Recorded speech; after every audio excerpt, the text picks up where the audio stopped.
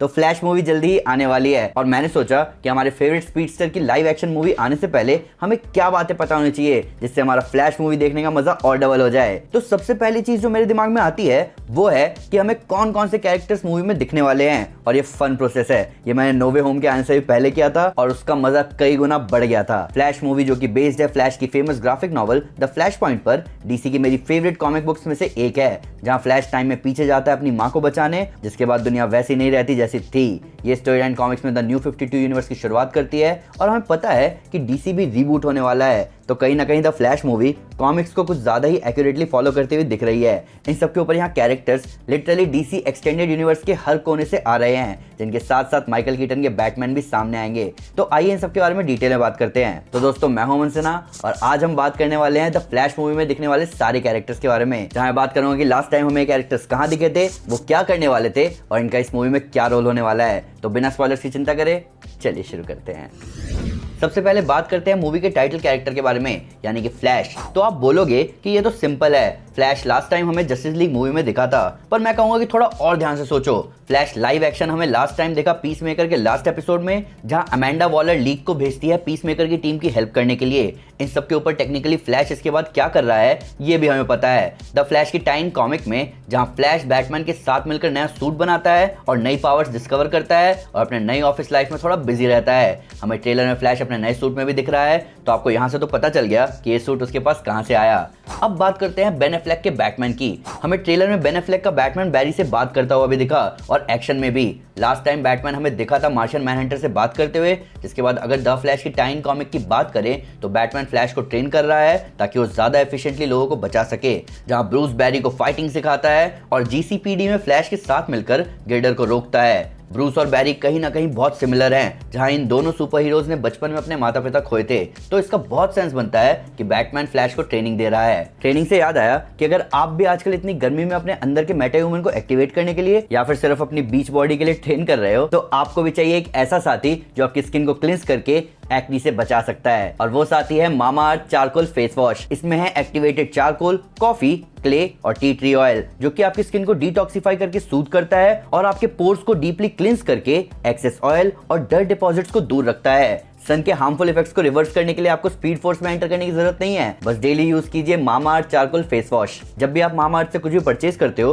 तो वो आपके प्रोडक्ट को लिंक करता है एक पेड़ के साथ, जिसको आप अपने ऑर्डर के थ्रू ट्रैक भी कर सकते हो। बाय 2025 मामाअर्थ एम कर रहा है अपने इस इनिशिएटिव के थ्रू 1 मिलियन ट्रीज प्लांट करने का। ये प्रोडक्ट्स नाइका, अमेजॉन और फ्लिपकार्ट पर तो अवेलेबल है ही, पर आप इन्हें अपने नियर बाई स्टोर से भी खरीद सकते हैं। साथ ही साथ अगर आप मेरा कोड PER2023 यूज करोगे मामाअर्थ की वेबसाइट या उनके ऐप पर, तो आपको 20% डिस्काउंट मिलेगा। डिस्क्रिप्शन में सारे लिंक्स चेक कर लेना। अब बात करते हैं माइकल कीटन के बैटमैन की। ये अल्टरनेट टाइमलाइन का बैटमैन थोड़ा बदला बदला सा जरूर लग रहा है ट्रेलर में, पर उसके एक्शन से ये क्लियर है कि वो अभी भी वही बैटमैन है जो वो हुआ करता था। लास्ट टाइम में बैटमैन एल्फ्रेड के साथ कहीं गाड़ी में जा रहा होता है, तभी आसमान में उसका सिग्नल चमकता है और हमें दिखती है कैटवुमन। कैटवुमन के इस फिल्म में होने की कोई कंफर्मेशन नहीं आई है, हालांकि टाइमलाइन माइकल कीटन के बैटमैन वाली ही टाइमलाइन है, जिसका प्रूफ हमें ट्रेलर में दिखाए गए उसके बैट केव और बैटमोबाइल से मिल चुका है। अब बात करते हैं सुपरगर्ल की। साशा काय मूवी में सुपरगर्ल कारा जोरेल का रोल प्ले कर रही हैं, जिसके साथ साथ वो पहली लैटिना एक्ट्रेस भी है जो कि सुपरगर्ल का रोल प्ले कर रही है। सुपरगर्ल हमें डीसीयू में लाइव एक्शन पहली बार दिखने वाली है, पर इस सुपरगर्ल की कहानी के हिंट हमें मैन ऑफ स्टील की टाइन कॉमिक से मिल चुके हैं, जहां सुपरगर्ल अपने क्रू के साथ निकलती है क्रिप्टॉन के एक्सपेंशन के लिए स्काउट शिप पर। इन स्काउट शिप में ग्रोथ कोडेक्स होता है, जिससे क्रिप्टोनियंस टेराफॉर्म कर सकते हैं। हालांकि शिप में गड़बड़ होने की वजह से शिप अर्थ पर बहुत जल्दी लैंड कर जाता है। सुपरमैन यानी कि काल-एल के आने से बहुत पहले कारा शिप से निकलकर कहां जाती है ये क्लियर नहीं है, पर यही शिप सुपरमैन का फोर्ट्रेस ऑफ सॉलिट्यूड बनता है। पर जरूरी नहीं है कि ये स्टोरी साशा काय की सुपरगर्ल की हो, क्योंकि पहली बात ये सुपरगर्ल दूसरी टाइमलाइन की है और दूसरी बात ये कि टाइन कॉमिक में जो सुपरगर्ल थी वो ब्लॉन्ड थी, जबकि साशा की सुपरगर्ल के बाल काले हैं, तो टाइन कॉमिक का ज्यादा सेंस बन नहीं रहा। पर ओवरऑल हम साशा की सुपरगर्ल को एक्शन में देखने के लिए बहुत एक्साइटेड है। अब बात करते हैं बैरी के पेरेंट्स की। हमें जस्टिस लीग मूवी में फ्लैश के पिता दिखे थे, जहां उनका रोल प्ले किया था बिली क्रुडप ने। हालांकि मूवी के प्रोडक्शन के दौरान बिली क्रुडप बिजी हो गए एप्पल टीवी के द मॉर्निंग शो में, जिसकी वजह से रॉन लिविंगस्टन ने उनकी जगह ली। इन सब के ऊपर बैरी की मां हमें यहाँ इस मूवी में पहली बार दिखेंगी, वो भी की रोल में। क्योंकि उनको जिंदा करने के लिए तो वो सब कुछ बदल देगा। अब बात करते हैं जनरल जॉर्ड की। तो रिसेंटली जनरल जॉर्ड का रोल प्ले करने वाले माइकल शैनन ने द प्लेलिस्ट के बिंज वर्दी पॉडकास्ट में बताया कि जो जॉर्ड हमें मूवी में दिखने वाला है वो जॉर्ड नहीं होगा जिसने हमारे मैन ऑफ स्टील को परेशान किया था, बल्कि ये बस एक रुकावट की तरह होगा हमारे फ्लैश के लिए। इस बात का मतलब ये है कि जहां पिछली बार जो हमें जॉर्ड दिखा था वो एक मोटिव के साथ आया था अर्थ पर, उसके कुछ भी करने के पीछे एक कहानी थी, जबकि माइकल शैनन के हिसाब से ये मूवी फ्लैश की है जहां जॉर्ड पर ज्यादा डेप्थ में ध्यान नहीं दिया जाएगा और इसका सेंस भी बनता है। इन सब के ऊपर माइकल शैनन जॉर्ड के रोल में दिखने से पहले जैक स्नाइडर से पूछने गए थे कि क्या उन्हें इस रोल को करना चाहिए, जिस पे जैक ने अपनी ब्लेसिंग देते हुए कहा कि हाँ बिल्कुल। अब बात करते हैं आइरिस वेस्ट की।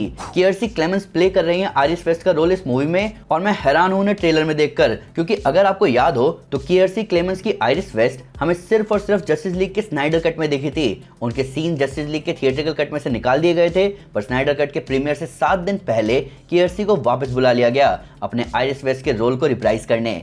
कॉमिक्स और सीरीज में आइरिस वेस्ट बैरी एलन की लव इंटरेस्ट होती है। आइरिस का नेफ्यू वॉली वेस्ट कॉमिक्स में तीसरा फ्लैश बनता है, जिसको आप ज्यादा अच्छे से जानते हो क्योंकि यही फ्लैश आपको justice league the animated series में दिखता आया है। अब बात करते हैं कैमियोस की। तो जहां आप एक्साइटेड हो कई सारे ईस्टर एग्स और कैमियोस के लिए, वहीं नए नए ट्रेलर्स और टीवी स्पॉट में कैमियोस अपने आप रिवील होते जा रहे हैं। Although hardcore super hero fans TV spots तब से इग्नोर करने लग गए हैं जब से मार्वल ने शैंग-ची का लिटरली पूरा प्लॉट रिवील कर दिया था टीवी स्पॉट के थ्रू, पर तब भी रेडिट, इंस्टा और यूट्यूब थंबनेल वाली जालिम दुनिया में आपसे कुछ नहीं छुप सकता। हालांकि एक्सपेक्ट करने पर आए तो मैं आपको रिकमेंड करूंगा कि आप कुछ एक्सपेक्ट ना करें। ये फ्लैश की मूवी है, इसके लिए आपने लिटरली 2014 से वेट किया है जब वार्नर ब्रोस ने अपना डीसीयू का स्लेट अनाउंस किया था। हालांकि आज डीसी रिबूट हो रहा है और उसको रिबूट कर रहा है फ्लैश, तो अब ये देखना एक्साइटिंग होगा कि कैसे चीजें बदलने वाली हैं। दिसंबर में आने वाली एक्वामैन द लॉस्ट किंगडम के डायरेक्टर जेम्स वॉन ने द हॉलीवुड रिपोर्टर से बात करते हुए बताया कि उन्हें रीबूट के हिसाब से कुछ एडजस्टमेंट्स करने पड़े हैं। हालांकि इसका ज्यादा असर पड़ नहीं रहा है मूवी पर, क्योंकि एक्वामैन 2 के इवेंट्स अंडर वाटर किंगडम में हो रहे हैं, जिसका मतलब बाकी दुनिया के चेंजेस का उन पर ज्यादा असर नहीं पड़ रहा। द फ्लैश मूवी कई सारे उतार चढ़ाव के बाद बन रही है। सही बात कही जाए तो इस प्रोजेक्ट पर वार्नर ब्रोस लेट 1980s से काम कर रहा है, जहां जेफ लोएब को स्क्रीन प्ले लिखने को कहा गया,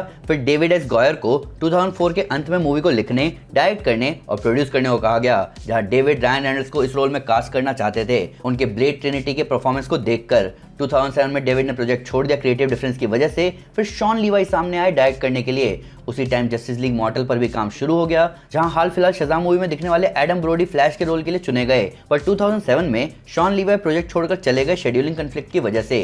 पर 2007-2008 की राइडर्स गिल्ड की स्ट्राइक की वजह से ना ही सिर्फ फ्लैश प्रोजेक्ट डिले हुआ, बल्कि जस्टिस लीग मॉर्टल कैंसिल हो गई। 2009 में चार्ल्स रोयन आए नए प्रोड्यूसर के रूप में और डीसीयू के अनाउंसमेंट के बाद एज़रा मिलर को कास्ट किया गया बैरी एलन के रोल में, जो कि Batman versus Superman, suicide squad और जस्टिस लीग में दिखने के साथ रेडी थे अपनी सोलो मूवी के लिए। पर कई सारे क्रिएटिव डिफरेंस और शेड्यूलिंग कन्फ्लिक्ट्स के बाद 2017 में मूवी का टाइटल फ्लैश पॉइंट अनाउंस किया गया, जिसके बाद एज़रा मिलर और लेजेंडरी ग्रांट मॉरिसन एक स्क्रिप्ट लेकर सामने आए, पर स्टूडियो ने स्क्रिप्ट रिजेक्ट कर दी और तब 2020 में एंडी मस्टैटी और उनकी बहन बारबरा मस्टैटी प्रोजेक्ट के साथ जुड़े। जिसके बाद 2021 में फिल्मिंग शुरू हुई और तब कई सारे डिलेज और एज़रा मिलर की कंट्रोवर्सी के बाद अब यह मूवी आखिरकार रिलीज हो रही है। जितना इस मूवी ने अपने रिलीज के लिए स्ट्रगल किया है ना, इतना स्ट्रगल तो एक्टर्स मुंबई जाकर भी नहीं करते। तो दोस्तों ये थी वीडियो द फ्लैश मूवी में दिखने वाले सारे कैरेक्टर्स के बारे में। अभी देखना ये है कि रिबूट में क्या होता है, कौन होगा नया सुपरमैन, क्या एज़रा मिलर ही फ्लैश रहेंगे, ये सब देखने में बहुत मजा आने वाला है। पर फिर भी अगर कोई डिटेल मिस हो गई हो या आपको कोई नया फैक्ट इस वीडियो से रिलेटेड, तो प्लीज़ हमें कमेंट में जरूर बताएं या हमारे सोशल मीडिया हैंडल पर हमारे साथ शेयर करें। हम हर जगह हैं। तो दोस्तों अगर आप सुपर हीरोज के टॉप 10 मोमेंट्स, रैंकिंग या उनके फाइट के बारे में जानना चाहते हैं तो मैं आपको हमारी टॉप 10 प्लेलिस्ट रेकमेंड करूंगा। साथ ही साथ अगर आपको वीडियो पसंद आए तो इस वीडियो को लाइक और शेयर जरूर करें और ऐसे कई सारे सुपर कंटेंट के लिए हमारे चैनल को सब्सक्राइब करना ना भूलें। Thank you guys, this is Aman Sinha and you are super. Piece.